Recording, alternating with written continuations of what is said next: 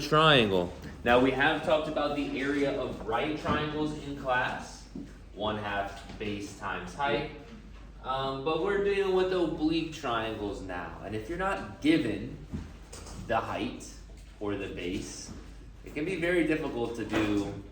You need some really complicated stuff in order to do a 1/2 base times height formula if you're not just given those things. So there are some other formulas to kind of help you out.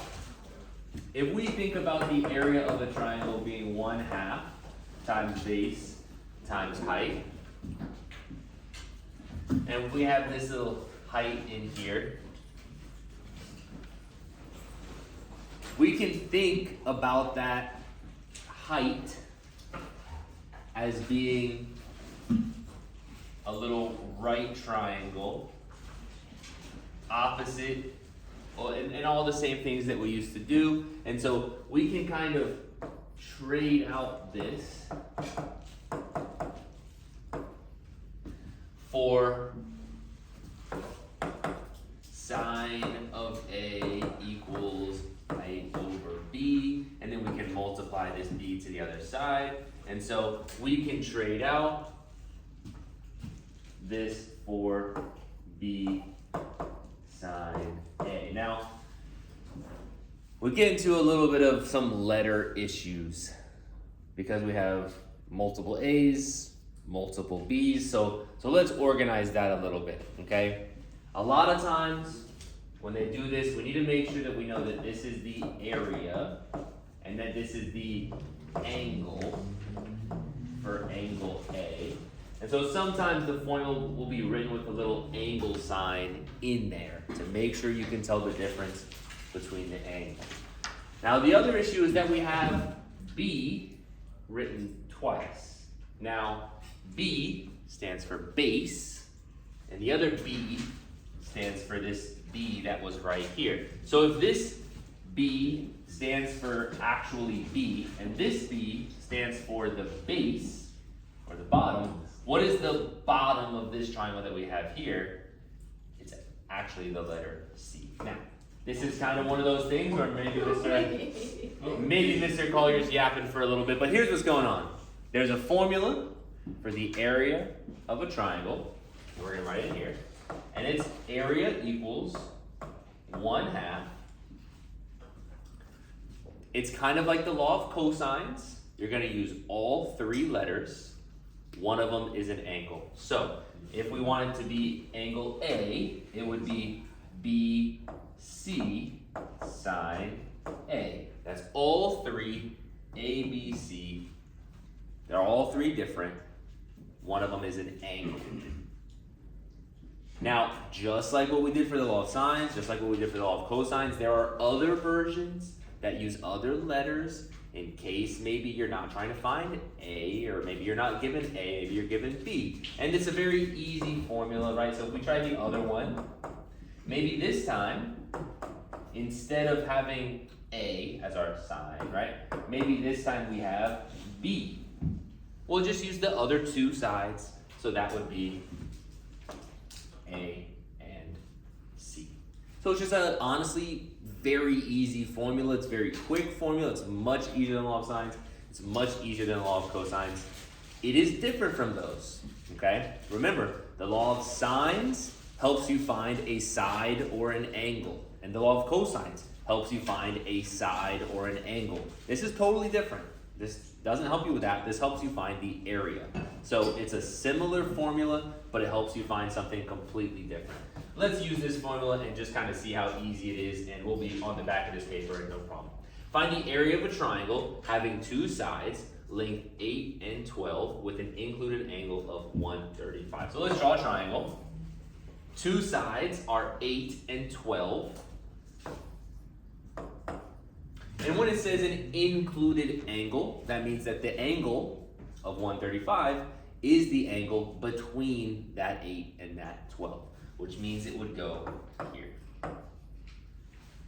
Now, importantly, for this formula, we need to have all different letters, okay? We can't do the formula if we have A, B. We have to do this formula if we have A, B, C.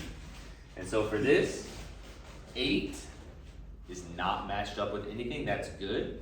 We can give it whatever letter we want. Maybe we call this A.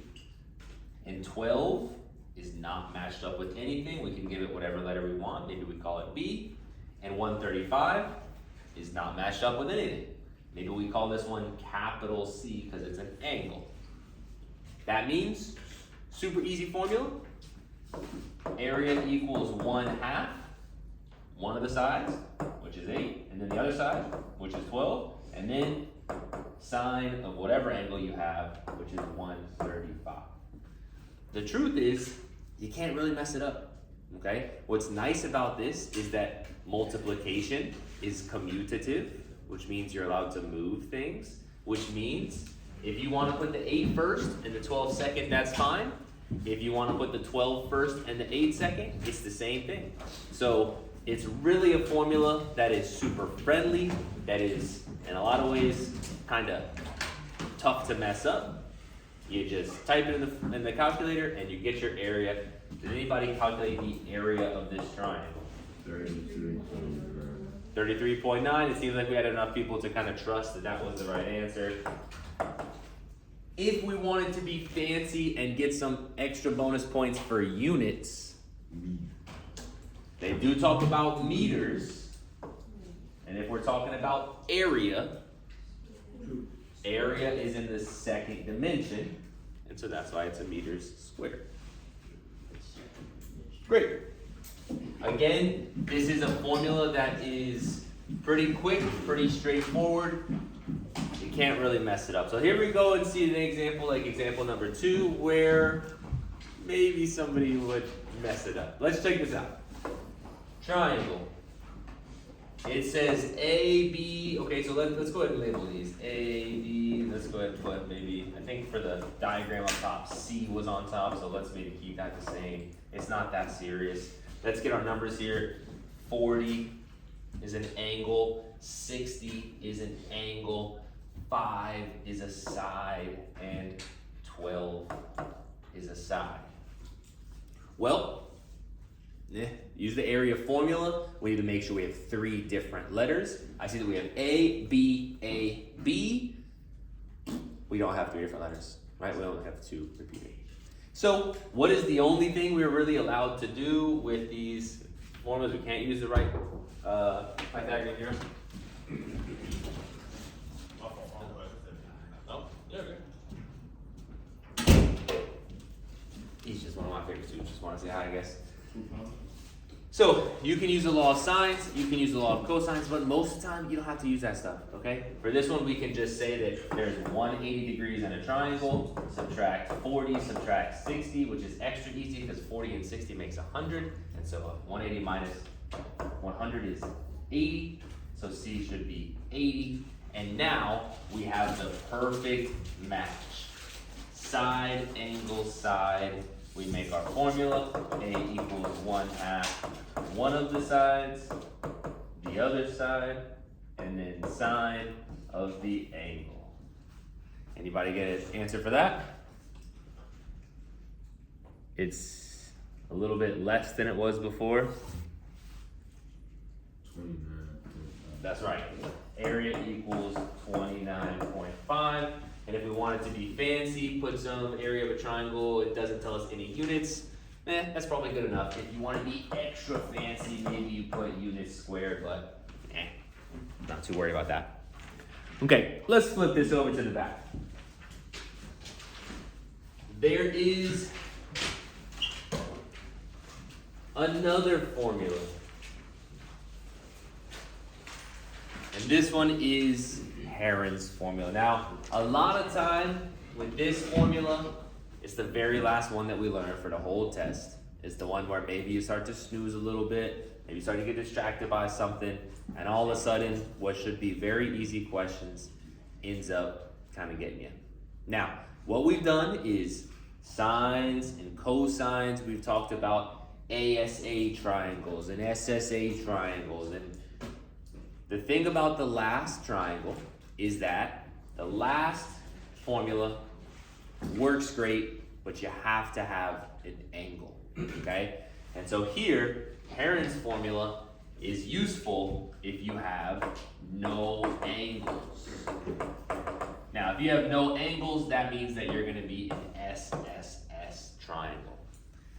Now, if we get to the test, and it's your job to figure out the area of an SSS triangle, the good news is, worst case scenario, you could figure this out because you could use the law of cosines, and it's a bit of a long process, but you could figure out one of the angles, and then you could use what we just learned, the triangle area using 1/2 AB side C, whatever, and you could figure it out. But that's a two-step process, and one of those steps is law of cosines, which we don't really like. So here's a different option, okay? The thing that's weird about Heron's formula is that it uses semi-perimeter, okay? Now, do we know what perimeter means? Sure. But then do we know what semi means? Like maybe a semicircle. What's a semicircle? Half of a circle. So what's a semi-perimeter? Just half a perimeter, which is not super useful in the grand scheme of things, but in Heron's formula, we use a semi-perimeter. So your semi-perimeter is 1/2 A plus B plus C, which is just the perimeter. A plus B plus C makes your perimeter, and then your semi-perimeter is half of that. Now, the reason that they have this parentheses S, I think that this is almost a little confusing. You know when you take a multiple choice quiz and they put that little S there so you're not sure if it's 1 or 2? That's what it kind of looks like. Actually, the reason that that S is there is because S is the letter that they use for semi-perimeter. So here's our Heron's formula, all right? The square root of S parentheses S minus A, S minus B, and S minus C. And all of those things are multiplied together. Now, that's it. We have finished the unit. The test is coming up. These are all of our formulas. What I've got now is I'm going to pass out a sheet of paper. And this sheet of paper has all of the formulas that you might need on the test. And this sheet of paper is literally, as you can tell from the top of it, is literally me chopping off the top half of the test. So tomorrow when you take the test, you will receive this exact thing. So, in the long term, do you need to hold on and protect this piece of paper with your life? No. Tomorrow on the test, you will get this exact same thing, but I don't want it to surprise you tomorrow on the test, so here it is. We can see the law of sines, the law of cosines, the area of a triangle, and Heron's formula are all there for you, including, for Heron's formula, it tells you what the semi-perimeter is, and it tells you that weird formula in order to calculate it. All of this, you can see at the top, it literally says TRIG, probability stats, unit 6, unit review. So this is the piece of paper where you get your test. You don't need to write your name on this. I just chopped it off the top where it says write your name. So I just wanted you to have this, maybe for the review today, and just so you're a little bit more familiar when you show up tomorrow. Let's do the question now.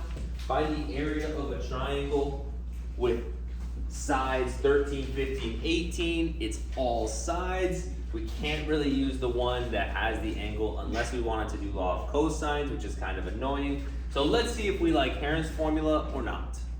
Heron's formula. First, we need the semi-perimeter, which is, find the perimeter, cut it in half. Well, find the perimeter, that would be 13 plus 15 plus 18. 13 and 15 is 28, 38, 46. but we need half of that. And so not 46, we want 23. Now 23 is a number that we're gonna use 4 times total. Basically what we want to figure out is the square root of that number, 23, multiplied by how much bigger is 23 than the rest of those numbers, right? So 23 minus 13. How much bigger is 23 than 13? 10. So the first number is 10. How much bigger is it than 15? 23 minus 15 is 8. And lastly, how much bigger is 23 than the number 18? 23 minus 18 is 5. We go into the calculator, we type this in, we get a number, and question's over. We have an area, we're done. I heard 95. I'm looking at the key. It is 95. Yes. Area equals 95.9. They didn't give us any units. Again, if you want to be a teacher's pet, units squared, whatever. And that's Heron's formula. Again, you look at it and you probably think, ew. But at this point, you guys are TRIG students. You're over halfway done with TRIG. And when it comes to formulas, formulas are formulas, right? You just plug the numbers in, and honestly, formulas shouldn't scare you anymore. Initial thoughts about Heron's formula is, do we like it, or is it? It's not too bad. Again, if you hate this, nothing I can do to stop you from doing the law of cosines, and then you find an angle, and then once you have that angle, then use the other formula, and make sure you choose the two sides that are not the same, which is a little bit more complicated. Last one here, find the angle of a triangle with 5, 6, and 7. We're gonna do this as fast as we can. First, 5, 6, 7, add them up. 5 plus 6 is 11, plus 7 is 18. Cut that in half, 9. So now all we need to do is use that number 9 a couple times. Once by itself. The other 3 numbers is how much bigger is 9 than that number. Well, it is 4 bigger than 5. 9 minus 6 is 3, and 9 minus 7 is 2. That's really not that bad. You type that in the calculator, and you get a number. I'll wait for somebody to shout it out. I have the answer. Easy. I mean, how quick is this? All right. That is it for the unit. You've got this sheet of paper which has all of those formulas. Before you kind of zone me out, on the quiz from yesterday at the top, it said cosines. C squared equals a squared plus b squared minus 2ab cosine c. And it also said cosine c is equal to fraction a squared plus b squared minus c squared divided by 2ab. Now, this is not the formula that we used in class when we did this formula, right? Our formula had a lot more negatives than this. Now, the reason that this one is here is because it has a lot less negatives. And when it comes to students and when it comes to typing things in, you guys tend to do better if there's less negatives. So here's what happened, okay? The one that we have been using, which was cosine c equals c squared minus a squared minus b squared over negative 2ab. What we did and how we got this formula, they're the same thing, is that we did the GCF in order to remove some negatives. So on the top, we did a GCF of -1, which made this negative, and this positive, and this positive. And then on the bottom, we did a GCF of -1. There's only one term, so it made this positive. And then -1 divided by -1, what does that make? -1 divided by -1 just goes away. And there you go. There is how we get from one formula to the other. Now, they're both fine. Just make sure you use them correctly. This formula sheet, which is the one you're going to get on the test, uses this formula, which totally works as long as you put the numbers where they're supposed to go. The other one also totally works as long as you put the numbers where they're supposed to go. So as far as the law of cosines, solving for an angle, it's kind of in your court how you want to do it.